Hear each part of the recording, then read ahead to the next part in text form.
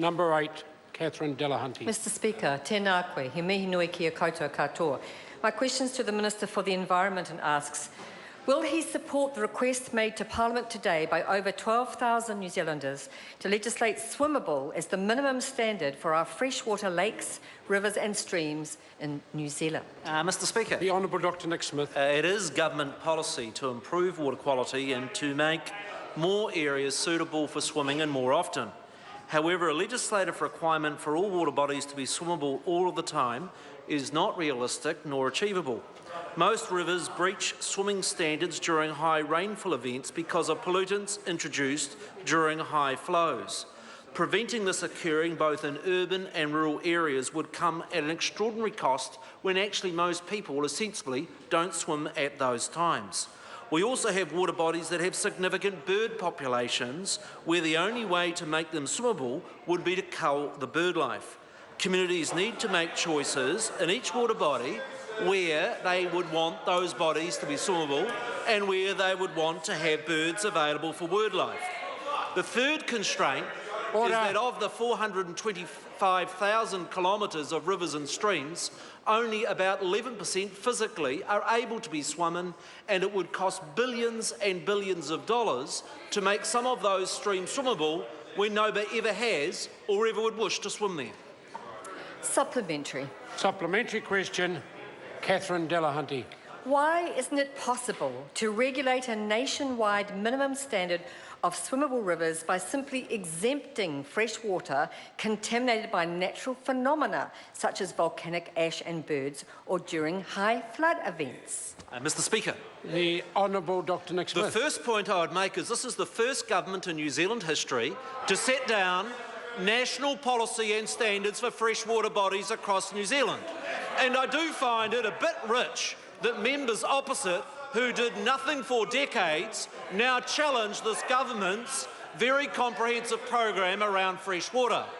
Now, in respect of freshwater bodies, there are examples where it's bird life, sometimes it's volcanic issues, but there is also the very practical issue in most of our urban areas where we have small streams, where nobody swims in them, where it literally would cost billions to get the water quality up to that level, and we are not about spending billions of dollars of New Zealand ratepayers' money in areas where people would not practically swim. Kia ora. Supplementary. Supplementary question, Catherine Given the Delahunty. millions we are spending cleaning up Aotearoa's polluted rivers, does he concede it is cheaper in the long run to establish a swimmable minimal standard for rivers before they get polluted? Mr Speaker. The Honourable Dr Nick Smith. Absolutely, we need to put standards in place to ensure that water quality is both maintained and improved, and that is exactly what the national policy statement that was introduced by my colleague Amy Adams back in 2012. Furthermore, what this government is doing is actually requiring that no funding will be available from government unless those regional councils have put in the minimum standards to prevent ongoing pollution. I'd finally note that over the last 25 years, the amount of pollution from point source, factories, dairy sheds, council municipal systems has actually reduced by about 90%.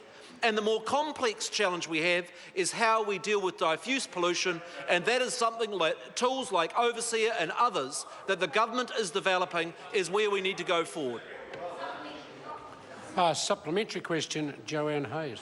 To the Minister, how does this government's investment in freshwater improvements compare to those of previous governments, and what specific progress has been achieved in improving water quality? Mr Speaker. The Honourable Dr Nick Smith. This government has spent $115 million specifically on water quality improvements over the last 7 years. Over the previous 7 years, $20 million was spent, i.e. we're spending more than 5 times as much on improving freshwater quality. Some of the results that I would note would be Lake Rotoiti in the North Island. It was so toxic last decade that it wasn't that you couldn't swim there, you literally had to wear gloves to go fishing in Lake Rotoiti. Water quality in Lake Rotoiti is now better than it has been for decades and is swimmable. Another example I would give would be the Manawatu River. Order. The answers are just far too long. Supplementary. Supplementary question, Catherine Delahunty. When will he set a national standard for water quality that will make it safe for our mokopuna to put their heads under the water again? Mr Speaker. The Honourable Dr Nick Smith. Mr Speaker, I'd point out an example like the Manawatu River, which is actually one of our rivers that has real water quality problems, where we've invested over $5 million, where next month they'll be opening a new wastewater treatment system that's been partly funded by the government, and where my colleagues Jono Naylor and Ian McKay went for a dip in an area that for the last 30 years you could not safely swim, and shows the progress that we are making on improving freshwater quality. Order. Order. Supplementary question, the Honourable David Parker. Thank you, Mr Speaker. Does his national policy statement on fresh water quality allow rivers that are currently clean enough to swim in at normal flows to be made dirtier so that New Zealanders cannot swim in them safely so long as they're still wadeable and boatable? Mr Speaker. The Honourable Dr Nick Smith. No, because the national policy statement requires all freshwater bodies to be at least maintained or improved. What it further requires is that every regional council to engage with its community on improving freshwater quality, and I challenge Mr Parker and to say actually the issue of water quality deteriorating was far worse in the 9 years of which he was a minister and did nothing other than the progress that this government is positively making. Question number 9.